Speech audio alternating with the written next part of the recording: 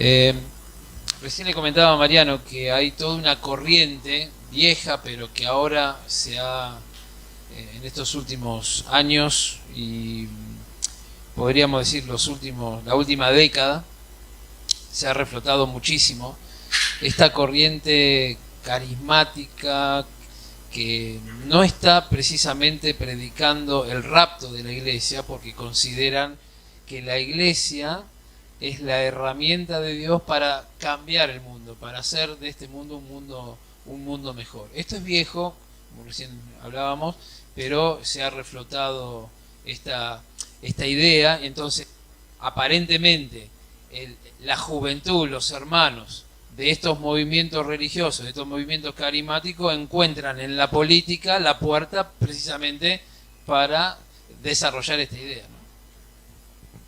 Sí, yo le comentaba a Mario que esta idea es bastante vieja, por lo menos viene desde el siglo XVIII, por lo menos, tal vez desde antes, ¿no? No hay ninguna herejía cristiana que sea nueva, todas tienen su origen, yo diría que ya en el siglo I están en germen todas las herejías que sí, existen hasta el día de hoy. Pero esta ideología, sobre todo, tiene mucho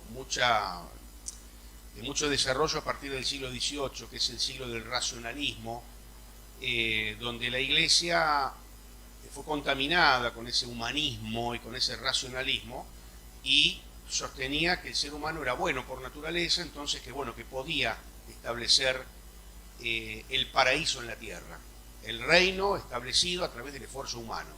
Esa ideología fue retomada por el marxismo, que es una herejía del cristianismo, el marxismo, que toma ese mismo concepto. Marx propone lo mismo que propone el cristianismo, pero en la tierra y por el esfuerzo humano. Paraíso, sí, quieren un paraíso, sí, perfecto, pero acá en la tierra y con el esfuerzo humano. No esperen que venga de lo alto, no esperen nada sobrenatural. Así que estas corrientes son antiguas y tal vez en ciertos momentos vuelven a resurgir y estar de moda, pero son antiguas, y nosotros no podemos avalar ninguno de estos postulados, ¿no? Sí. Bien, ahí tenés, vamos a empezar Por la primera. por la primera. ¿Puede un cristiano participar en política? Bien, esta pregunta es muy sencilla de responder. Para responderla tendríamos que preguntarnos en esto.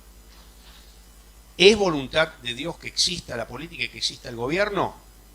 En base a lo que oímos, ¿qué respondemos? Que sí. Nada de aquello que sea previsto y voluntad de Dios le puede ser ajeno al cristiano, al creyente. Es lo mismo que decir, ¿es correcto que el cristiano se case? ¿Quién instituyó el matrimonio? Dios. Entonces es correcto, digamos. ¿Es correcto participar en política, en el gobierno?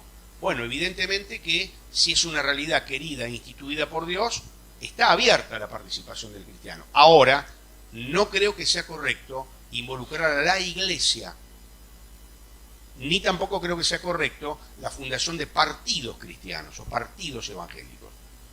Cada cristiano podrá participar de acuerdo a su conciencia, de acuerdo a los principios bíblicos, con aquella agrupación política que sea compatible con los principios que hemos estudiado, y está abierta esa posibilidad. Si algún hermano cristiano se siente llamado a eso, no lo censuro, pero no como un partido evangélico, confesional. La Iglesia no está llamada a eso, y la Iglesia como institución creo que no está llamada a las disputas por el poder.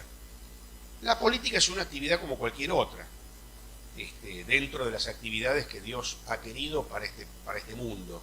Si Dios quiere que existan gobiernos, como un cristiano no va a poder, ser parte de ese gobierno aplicando aquellos principios de justicia y de, que la palabra de Dios nos enseña. Indudablemente que sí.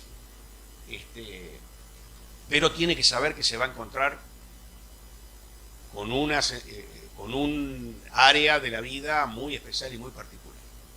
Tiene que saberlo. Tiene que estar preparado para eso. Tiene que estar preparado en muchos casos, estar dispuesto a perder por no hacer alianzas, por no entrar en cosas raras. Tiene que estar preparado a que si, como juez de paz, dice ahí, bueno, tenés que celebrar un matrimonio entre dos personas de un mismo sexo. ¿Qué haces?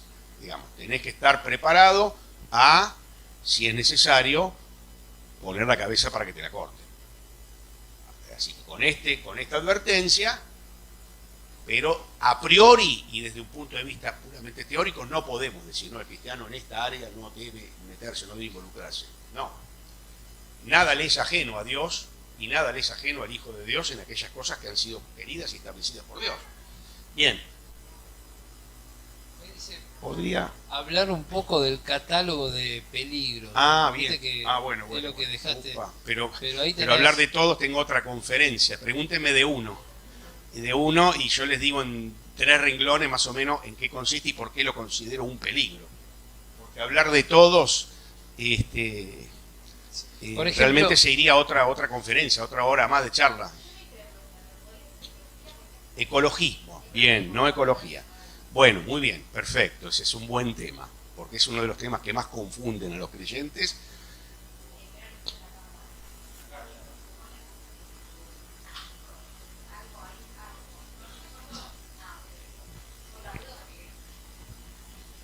Bueno, me preguntan acerca del ecologismo, por si no se escuchó bien para los que están viendo por las redes.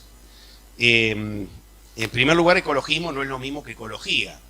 El cristiano tiene el deber de tener conciencia ambiental, de cuidar el medio ambiente, de propender a la protección de las especies en peligro de extinción, proteger al medio ambiente, ese hábitat, ese lugar que Dios nos ha dado para que lo cuidemos y seamos mayordomos.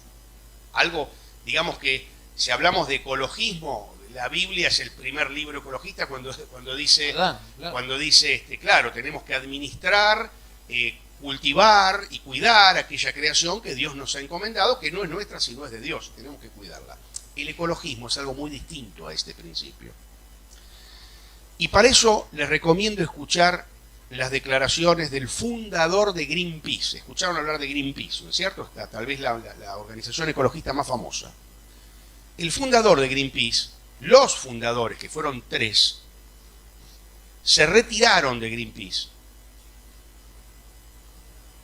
explicando, manifestando que esa organización se había convertido en una verdadera secta antihumana, antihumanidad, una verdadera secta religiosa antihumanidad. ¿En qué consiste el ecologismo? En esta vertiente. El ecologismo está muy unido al llamado antiespecismo. El ecologismo, tal como se nos presenta hoy, no es respeto y cuidado del medio ambiente, no. Lo podemos sintetizar en esta frase. El ser humano es un parásito en la Tierra y lo mejor que le puede pasar al planeta es que el ser humano se extinga.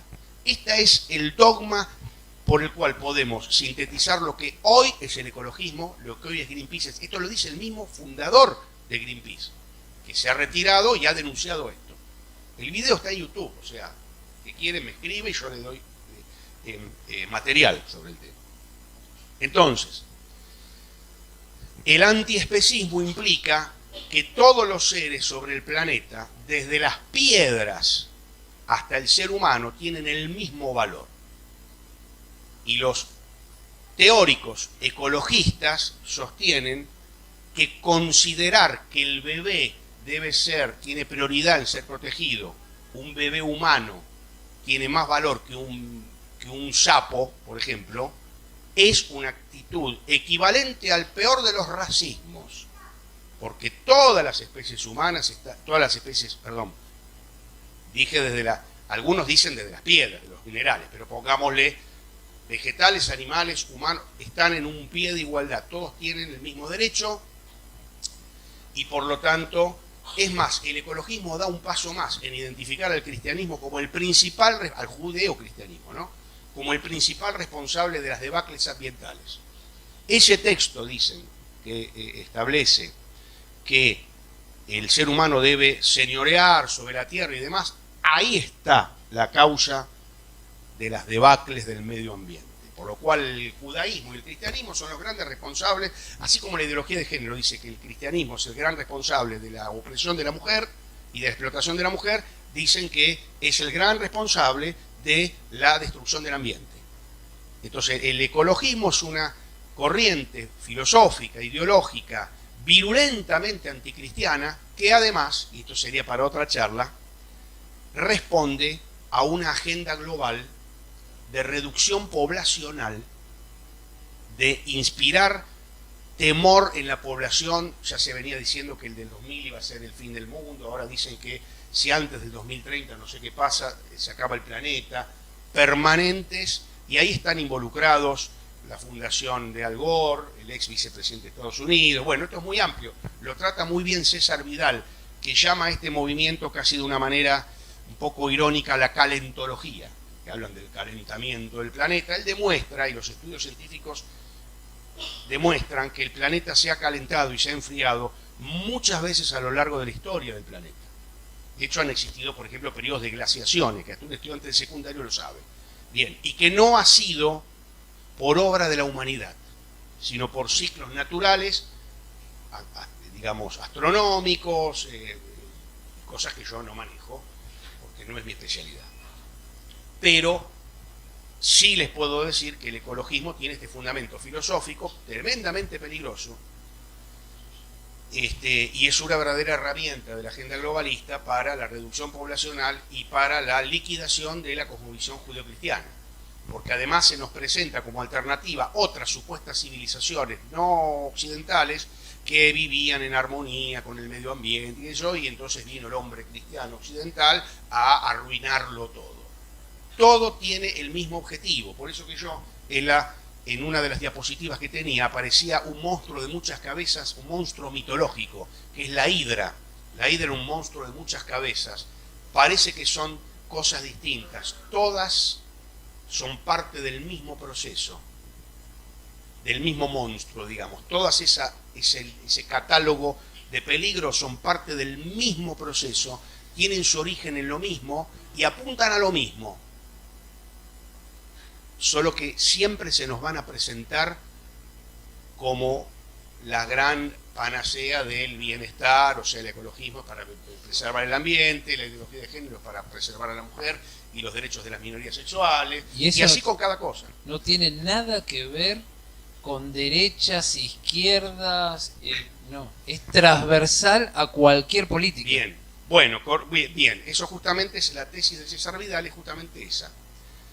Que las tesis globalistas, por ejemplo, ideología de género, ecologismo, etcétera, son transversales hoy por hoy a izquierdas y derechas, por lo menos a las derechas tradicionales. Hay algunos movimientos de la llamada nueva derecha que han levantado su voz en contra de eso, pero las izquierdas y derechas tradicionales es algo transversal. Por ejemplo, en España, César Vidal da un ejemplo de España, el tradicional partido de derecha, el Partido Popular. En España ha habido generalmente un bipartidismo entre el Partido Socialista y el Partido Popular, el socialista hacia la izquierda, el popular de derecha sería. Las políticas de género y el globalismo han avanzado tremendamente durante el gobierno del Partido Popular, digamos, que uno esperaría que es la derecha que ponga freno a todo eso, y de hecho las políticas de género han avanzado muchísimo, por ejemplo, en el gobierno de Macri aquí en la Argentina, o de Larreta en la ciudad de Buenos Aires, y uno diría, la derecha le va a poner freno a eso. No, señor, avanzó tremendamente. Es decir, que muy atinado tu comentario, que hoy por hoy es algo, son agendas transversales. Un último datito te digo. La Open Society, que es la Fundación Soros, que es una de las que está detrás financiando todas estas políticas, este personaje nefasto, de este hombre que tiene la entrada prohibida en Hungría, en su país, porque en Hungría hay un gobierno patriota antiglobalista que es el del evangélico Víctor Orbán, obviamente acosado por la Unión Europea, acosado por la ONU, pero se mantienen firmes los húngaros con Orbán y con ese, digamos, ese gobierno patriota y cristiano. Bueno, le han prohibido el ingreso a Soros. Bueno, Soros, la Open Society ha publicado una lista de diputados del Parlamento Europeo llamados confiables. La palabra en inglés no me la acuerdo bien, reliable, una cosa así, no sé.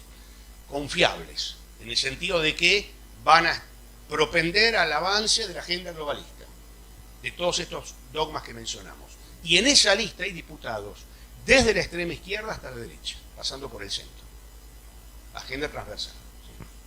¿Es correcto convencer a otro cristiano de nuestra postura política? Bueno, a ver, si yo quiero hablar de política como hablo de cualquier tema y quiero convencer a uno de que tengo razón en ciertos postulados económicos o políticos, como por ejemplo lo podría convencer, mira, comprate tal auto y no tal otro, mudate a tal barrio y no tal otro, bueno, todo bien, es un tema del que podemos hablar.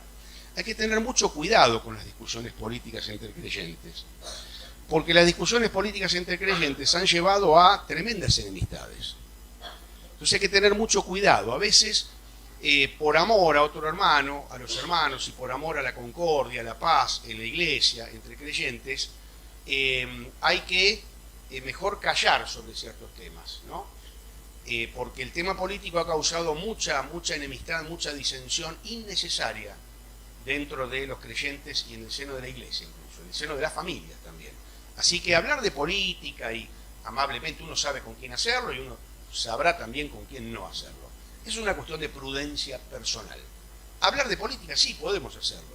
Ahora, querer transformarnos en fanáticos de una ideología, de un partido, de un candidato, y querer discutir y querer convencer al otro, desde mi punto de vista no es correcto. Además es un gasto de energía y tiempo que no glorifica a Dios.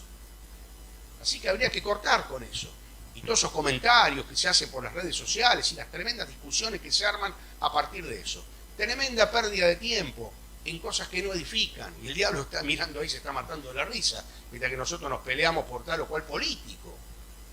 Insisto, no quiere decir que no podamos hablar de políticos, de economías, insisto, todos los temas de la agenda de Dios que están previstos, podemos hablar, podemos dialogar, podemos debatir, pero con mucha prudencia. Es un arma de doble filo. Cuidado con esto.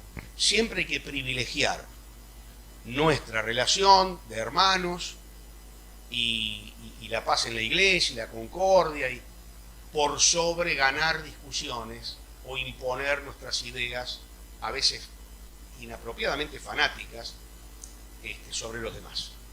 Así que bueno, espero haber... ¿Puede existir un cristiano de derecha o de izquierda?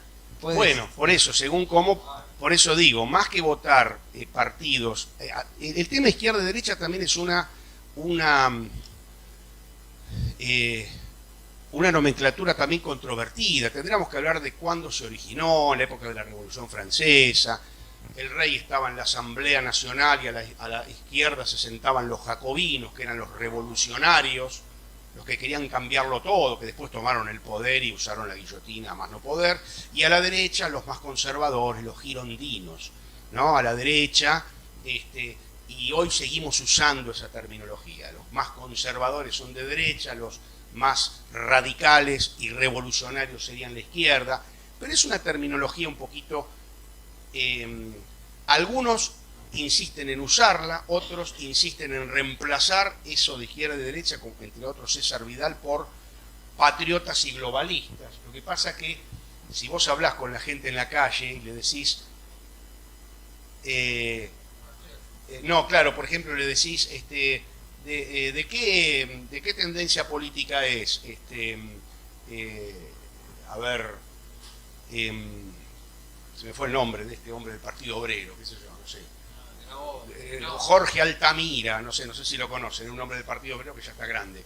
Y lo más probable es que si lo conocen al tipo van a decir de izquierda, digamos. No van a decir globalista, patriota, es como que está más difundido el término izquierda y derecha. Pero yo digo, según cómo definamos la izquierda y la derecha, yo creo que tenemos que tener en la mente los principios bíblicos que acabamos de estudiar y otros más que no hemos visto, y juzgar por nosotros mismos. Entonces, si decimos, la izquierda es, por ejemplo, suele ser adversaria a la religión, por ejemplo. Si hablamos del marxismo, claramente hay una incompatibilidad entre el marxismo y el cristianismo, clarísimamente. El marxismo propone que la religión es el opio de los pueblos, propone que la religión es un invento de la burguesía para explotar al prójimo, explotar a los proletarios, digamos. Sostiene que el principal enemigo del bienestar de los pobres es la religión porque los adormece y los hace sumisos al explotador. El marxismo propone el paraíso en la tierra del que hablamos, el materialismo es marxista. La esencia del marxismo, según Antonio Gramsci, tal vez uno de los más inteligentes de los marxistas, es la inmanencia, la mundanidad absoluta y el humanismo absoluto. Una conferencia sería necesaria para explicar esos tres términos, pero bueno, vemos una clarísima incompatibilidad, ni hablemos de los millones de muertos que ha producido el marxismo a través de la historia. Se habla de más de 6 millones de muertos. Bien, ahora, si hablamos de la derecha, y bueno, también podemos decir la derecha fue el fascismo y el nazismo, y eso también es incompatible. Entonces, por eso, yo diría que más de hablar de derechas e izquierdas, tener conciencia clara de cuáles son los principios bíblicos para el gobierno, para la vida, para la sociedad, y entonces poder juzgar las propuestas en base a eso. Y solito nos vamos a dar cuenta a dónde no votar y a dónde votar, digamos, o qué aceptar y qué no aceptar. Tenemos que hacer un trabajito intelectual por nosotros mismos también. Bien, ¿el capitalismo está basado en la Biblia? Bueno, es otro tema controversial, ¿no? Qué preguntas que me hacen. Es otro tema controversial. Digamos, indudablemente que el hecho, a ver si lo digo así, que la economía, la ley de la siembra y la cosecha, por así decir, y el hecho de que en la economía debe haber propiedad privada e iniciativa privada, indudablemente es compatible con la Biblia, indudablemente. Ahora, no hay ningún sistema económico inventado por el ser humano que sea perfecto y que no traiga sus males y que no traiga... por ejemplo, ¿qué propone la agenda globalista? Propone unir lo peor del socialismo y lo peor del capitalismo, que un capitalismo concentrado en manos de unos pocos, de una élite global, y un socialismo para todo el resto de nosotros. ¿Cuál es el lema del Foro Económico Mundial, del Foro de Davos? Lo pueden ver también por internet el video. No tendrás nada y serás feliz. Esa es la sociedad que se nos propone. Si hablamos de un sistema que proteja la propiedad privada, que proteja la libertad, la iniciativa privada, digamos, que se base en el principio de responsabilidad de cada individuo, respeto a la iniciativa individual, y que se fundamente en el esfuerzo personal, digamos, y en que el Estado no invada, digamos, la esfera del individuo, de las familias y demás, podríamos decir, bueno, que el capitalismo en cierto modo puede ser compatible, sí, con los principios bíblicos. Yo creo que sí. Pero el capitalismo también ha traído sus males, porque el ser humano es un ser caído, y la codicia, la avaricia del ser humano también lo ha llevado a abusos, ¿no es cierto?, en ese sentido. Entonces no creo que tengamos que comprometernos fanáticamente con ninguna ideología humana. En líneas generales, para que no piensen que estoy evadiendo las respuestas, yo creo que dentro de los sistemas económicos que se han probado en el mundo, desde mi punto de vista, es opinión mía, el más eficaz y el que ha llevado a mejores resultados ha sido el capitalismo, indudablemente. Además, más que una opinión mía, es datos. Yo a mis alumnos de economía, pues una de las materias que doy en el colegio es economía política, les hago hacer el siguiente trabajo. Averigüen 2 o 3 datos y luego correlacionen. Un primer dato que les doy es, hay un índice que se llama índice de libertad económica. Y hay de los primeros, que son los países más libres económicamente, que quiere decir menos impuestos, menos trabas, menos regulaciones, menos intervención estatal, a los países más reprimidos económicamente. Esto es una lista de 190 países, por ejemplo. Tengan en cuenta esa lista. Después busquen otro indicador, PBI per cápita de los países. El PBI es todo lo que produce un país dividido la cantidad de habitantes, PBI per cápita, para que tengan una idea. En 1898 la Argentina tenía el PBI per cápita más alto del mundo, para que tengan una idea. Lo que produce, la riqueza que produce un país dividido la cantidad de habitantes. Después busquen otro dato, que es el índice de desarrollo humano, que va más allá de lo que se produce en el PBI. Índice de desarrollo humano es analfabetismo, mortalidad infantil, nivel educativo de la población, de desarrollo humano, nivel de salubridad. Bueno, ustedes van a ver, indudablemente, de esa correlación, que los países más libres económicamente son los que tienen mejores índices de PBI per cápita y de desarrollo humano. Es un dato, digamos, ¿no? Es un dato. Y los países más reprimidos, más socialistas, más reprimidos por el Estado y regulados, y bueno, son los países, el último, para que tengan una idea, es Corea del Norte. ¿A quién le gustaría vivir en Corea del Norte?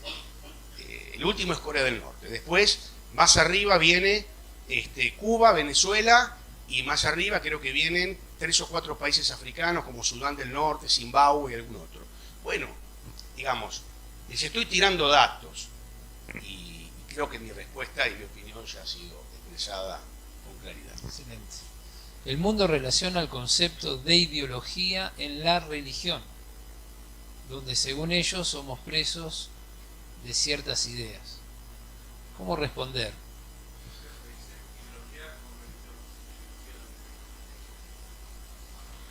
El mundo relaciona el concepto de ideología en la religión, como si la religión fuese una ideología.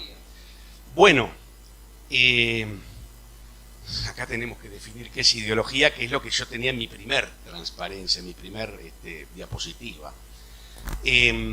Ideología no es lo mismo que ideas.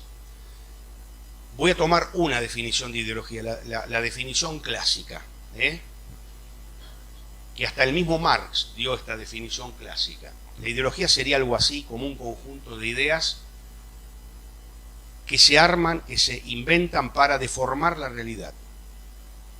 Marx hasta lo comparaba con un espejo que nos presenta la imagen invertida de la realidad. Y no se equivocó tanto ahí, por más que era Marx. No todo lo que dijo estaba mal.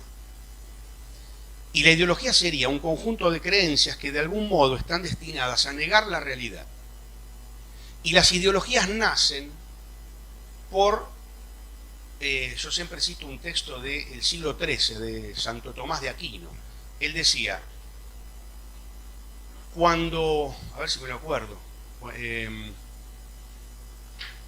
cuando al que desea, cuando el deseo lo vence, le parece que lo que desea es bueno, aunque sea contra el juicio universal de la razón, decía Tomás de Aquino, con esa forma tan magistral, tan lógica que tenía de escribir. El hombre escribía de teología como si estuviera escribiendo de matemática. Al que desea, cuando el deseo lo vence, le parece que lo que desea es bueno, aunque sea contra el juicio universal de la razón, aunque la razón indique que eso no es así.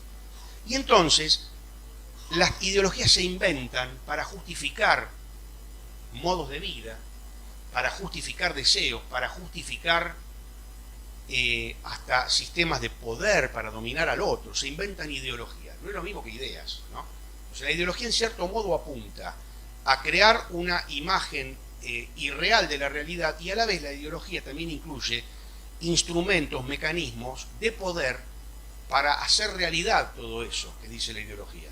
Si no, una parte práctica, ¿no? Una manera de conquista del poder y hacer realidad todo eso. Bien, indudablemente que muchos sistemas religiosos han sido ideológicos, claro que sí. Muchas religiones a través de la historia de la humanidad se han inventado, se han pergeñado para perpetuar el poder de ciertos grupos.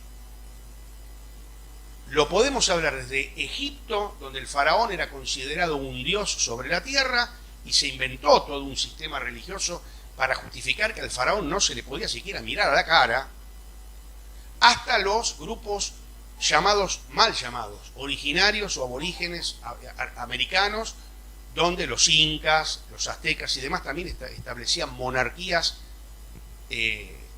divinas, ¿no? Prácticamente. Y toda la religión se establecía como un mecanismo de legitimar esos poderes arbitrarios, ¿no?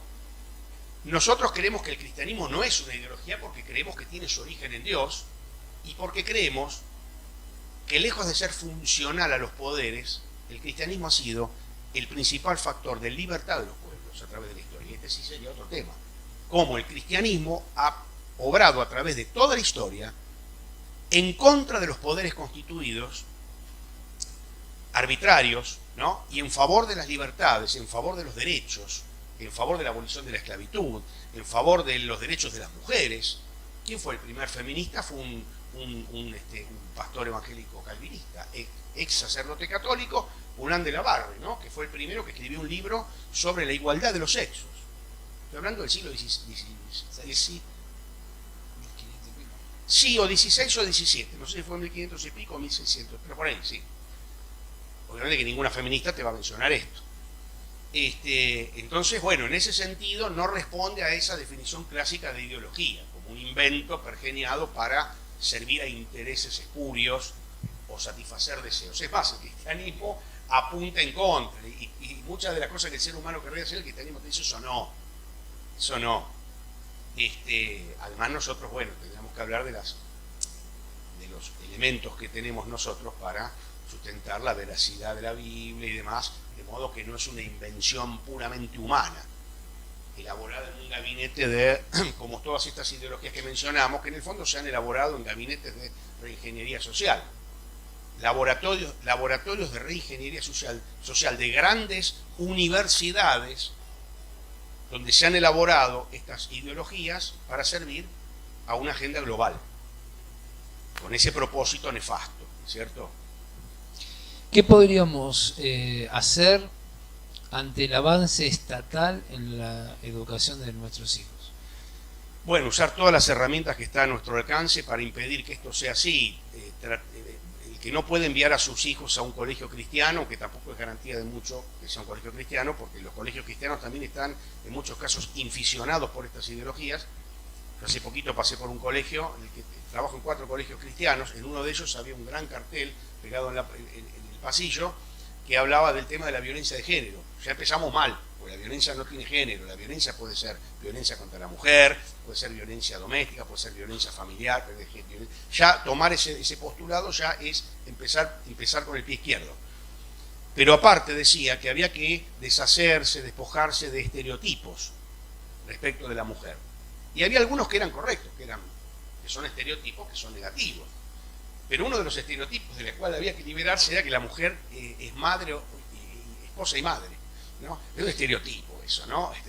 Digamos, que hay que despojarse, que enseñar a la mujer que la maternidad y eso no es algo propio de la naturaleza, es un estereotipo. Bueno, eso en un cartelón en un colegio evangélico. Yo digo, nadie lo vio, no había docentes, no sé. El director, no sé, yo, como es de otro nivel, pasé y miré. Yo he ido y clase en un nivel y ese era de otro nivel. Ahora, ¿qué quiero decirles? Si no podés enviar a tus hijos a un colegio evangélico, bueno, hay mecanismos por los cuales vos podés, por ejemplo, oponerte a que tus hijos sean sometidos a las clases, al adoctrinamiento perverso de la educación sexual integral, de la ESI, donde no es educación, no es sexual y menos aún integral. Es un adiestramiento genital para que se perviertan. Entonces, bueno, hay muchos padres que había por allí, hay una organización que se llama Con mis hijos no te metas, donde había una carta que se podía presentar ante las autoridades del colegio manifestando que no se adoctrine a los niños en ese sentido, pero yo creo que lo mejor que se puede hacer es educándolos desde la familia y desde la iglesia, de modo que tengan herramientas desde chiquitos para hacer frente a eso. De mejor manera. Porque no los vamos a poder, podemos presentar cartas, pero no los vamos a poder librar que vivan en una burbuja y que no estén en contacto con el mundo, con las ideologías y con el adoctrinamiento. No vamos a poder. Claro, la televisión y todo. A ver, Disney, que ahora está dirigido por una fanática feminista de género, feminista radical, que creo que es una descendiente de Disney, se ha propuesto que de aquí a no sé cuántos años, no sé, 5 años, una cosa así, va a haber un 50% de personajes de las historias que van a ser del colectivo LGBTIQ+, porque hay como 25 letras más. Y Disney se ha propuesto esto. Ya empezaron. Ahora causa cierto escándalo, cierta zozobra. Por ejemplo, esta última película fue un fracaso de taquilla en el mundo porque hubo mucha oposición. El gobernador de Florida, Ron DeSantis, del Partido Republicano, del Partido Conservador en Estados Unidos, le quitó a Disney el estatus de entidad autónoma que tenía, porque Disney era como un estado dentro del estado en Florida. Y el gobernador de Florida se le cortó los víveres. Dijo, ustedes están sometidos al Estado y paguen impuestos como los demás. Es decir, que hay resistencia. Pero tal vez dentro de unos años ya no escandalice. Hace unos años atrás la sociedad se hubiera escandalizado con pensar lo del aborto, con pensar del matrimonio homosexual, se hubiera escandalizado, ella no escandaliza. Claro, los baños mixtos, y en un momento escandaliza, pero con el tiempo nos vamos habituando, porque eso es la esencia del progresismo. El progresismo no tiene que ver con progreso en el sentido del bien, progresar, qué sé yo, yo tengo un mejor trabajo, me mudo a un mejor barrio, me compro una mejor casa, me compro un auto más nuevo. No, progresar o un progreso a nivel intelectual, ¿no? Progresismo tiene que ver con, uno de los aspectos del progresismo es que este tipo de cambios sean tan lentos, tan pasito a pasito, tan progresivos, que la gente no se dé cuenta, que de a poco nos van hirviendo en el agua tibia como el sapo, ¿no? Y no te das cuenta. Entonces, al principio, no, porque, a ver, dentro de la ideología de género y de los lobbies de género están todas las agrupaciones de pedófilos, por ejemplo la NAMBLA, que operan dentro de los grupos LGBT y operan en la ONU. Esos están ahí. Y uno diría, pero qué horror, qué escándalo. Sí, no hay ni un horror ni un escándalo, porque la ideología de género, que sostiene que no hay varones y mujeres, sino todo es una construcción social, también sostiene que no hay niños y adultos, que la edad también es una construcción social. Y hoy tenemos los casos de transedad o transgeneración, y se avalan. Entonces, lo que pasa es que todavía no se dice. Si vos lees las ideólogas de género, como Shulamit Firestone, vas a ver que dice claramente que tiene que abolirse la noción de niño, y que los niños tienen derecho a elegir con quién tener relaciones sexuales, aunque sea un adulto, aunque sea el abuelo, aunque sea el tío, aunque sea el padre. Porque y todo lo que busca proteger al niño, las leyes, que en realidad lo que buscan es reprimir la sexualidad del niño. Eso tiene que dejar de existir. Ahora, eso no se dice hoy, porque eso causaría escándalo. La sociedad no está preparada todavía, pero está ahí. Y en algún momento, tristemente, puedo llegar a afirmar que ya no va a causar escándalo. ¿Qué escándalo nos hubiera causado hace años atrás decir que se puede llevar a un niño de 5 años para hacerle una transición de género y cambiarle de género? Hubiera causado un escándalo. Sin embargo, ya se hizo la primera transición de género de un niño de 4 o 5 años, hace años, el gobernador era Scioli, con la presencia del mismo gobernador en ese acto ahí en el registro civil donde le cambiaban el género a un niño de 5 años, que los padres lo llevaban. En otras épocas, tal vez, esos padres hubieran sido condenados a muerte por pervertir de esa manera a su hijo. Y hoy era un acto público con la presencia del gobernador, votado seguramente por alguno de nosotros, el cambio de género de un niño de 4 años o de 5 años. No, porque él siempre se sintió que era una nena, entonces, bueno, un él no sé qué, entonces van y le cambian el sexo. Primero le empiezan a dar hormonas desde chiquito, inhibidoras del desarrollo, para que nunca llegue a la pubertad el desarrollo hormonal normal, porque de esa forma es más efectiva la transición.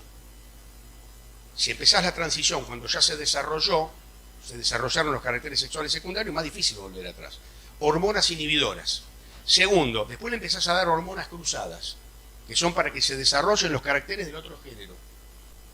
Número 3, lo empezás a tratar en lo social como del otro género. Si era un varón, lo empezás a tratar como mujer, lo vestís como mujer, etc. Número 4, las intervenciones quirúrgicas. Va al quirófano, donde le hacen las intervenciones quirúrgicas de adecuación anatómica al sexo transferido, digamos. Toda esa carnicería sobre un niño de 4 o 5 años, todo con fondos del Estado y gratis. Alguien se escandaliza por eso, alguien fue a presentarse frente al gobernador y efectuar lo que se hacía en la Edad Media, que era la colafización, que era darle una bofetada pública al miserable que se comportaba de esa manera. En la Edad Media se acostumbraba, se tomaba una persona que era un miserable, una mala persona, y se lo abofeteaba públicamente para demostrar el repudio a semejante persona. No, nadie se escandaliza y todo pasa inadvertido. Progresismo, nos vamos a